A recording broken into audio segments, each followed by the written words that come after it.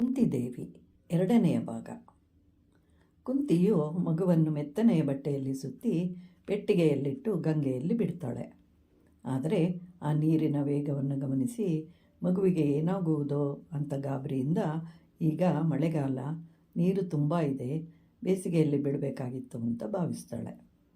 ಮನೆಯಲ್ಲಾದರೆ ನಿನಗೆ ನಾನೇ ಆಟ ಆಡಿಸ್ತಾ ಇದ್ದೆ, ಆದರೆ ಈಗ ನಿನಗೆ ಈ ನೀರಿನಲ್ಲಿರುವಂತಹ ಪ್ರಾಣಿಗಳೇ ಸ್ನೇಹಿತರು, ನೀರಿನ ಅಲೆಗಳೇ ನಿನಗೆ ಲಾಲಿ ಹಾಡು. ಹೀಗೆ ಈ ನೀರಿನಲ್ಲಿ ಇನ್ನೂ ಎಷ್ಟು ದಿನ ಪ್ರಯಾಣ ಮಾಡಬೇಕೋ? ನೀನು ನನಗೆ ಜನ್ಮಿಸಿದೆ, ಆದರೆ ನಾನು ನಿನ್ನನ್ನು ಶಿವನ ಮೇಲಿರುವ ನೈರ್ಮಲ್ಯವನ್ನು ತೆಗೆದು ಹೊಳೆಯಲ್ಲಿ ಹಾಕಿದಂತೆ ಹಾಕಿದೆ ಅಂತ ಹೇಳಿ ತುಂಬ ಅಳ್ತಾಳೆ. ಆದರೆ ಮುಂದೆ ಆ ಮಗುವೇ ಕರ್ಣನಾಗಿ ಶತ್ರುವಿನ ಕಡೆಗೆ ಯುದ್ಧ ಮಾಡುವನು ಅಂತ ತಿಳಿದಾಗ, ತನ್ನ ಮಗನೇ ಅಂತ ಗೊತ್ತಿದ್ದರೂ ಅವನನ್ನೇ ಪಾಂಡವರಾದ 5 ಜನ ಮಕ್ಕಳನ್ನು ಕಾಪಾಡು, ಕೊಲ್ಲಬೇಡ ಅಂತ ಕೇಳುವ ಪರಿಸ್ಥಿತಿ ಎದುರಾಗುತ್ತೆ. ನೀನೇ ಎಲ್ಲರಿಗಿಂತ ಹಿರಿಯನು ಅಂತ ಹೇಳಿ ಸತ್ಯವನ್ನು ಹೇಳಬೇಕಾಗತ್ತೆ.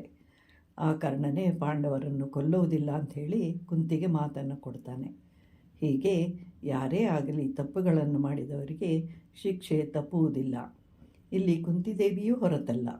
5 ಜನ ಮಕ್ಕಳಾದ ಕೆಲವೇ ದಿನಗಳಲ್ಲಿ ಪಾಂಡು ಮಹಾರಾಜನು ತೀರ್ಕೊಳ್ತಾನೆ.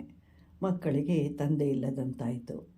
ಅಲ್ಲದೆ ಮಾದ್ರಿಯ ಮಕ್ಕಳಾದ ನಕುಲ ಸಹದೇವರನ್ನು ಕುಂತಿಯೇ ಸಾಕಬೇಕಾಗತ್ತೆ. ಅಧರ್ಮದಿಂದ ಕೆಲವರು ಅಭಿವೃದ್ಧಿಯನ್ನು ಹೊಂದುತ್ತಾ ಇರೋದನ್ನು ನಾವು ನೋಡುತ್ತೇವೆ. ಅವರು ಸುಖದಿಂದ ಇರುವಂತೆಯೂ ಕಾಣಿಸ್ತಾರೆ. ಶುಭ ಕಾರ್ಯಗಳು ಅವರ ಮನೆಗಳಲ್ಲಿ ನಡೆಯುತ್ತೆ. ಆದರೆ ಸ್ವಲ್ಪ ಕಾಲವಾಗ್ತಾ ಇದ್ದಂತೆ ಪೂರ್ತಿಯಾಗಿ ನಾಶವಾಗ್ತಾನೆ.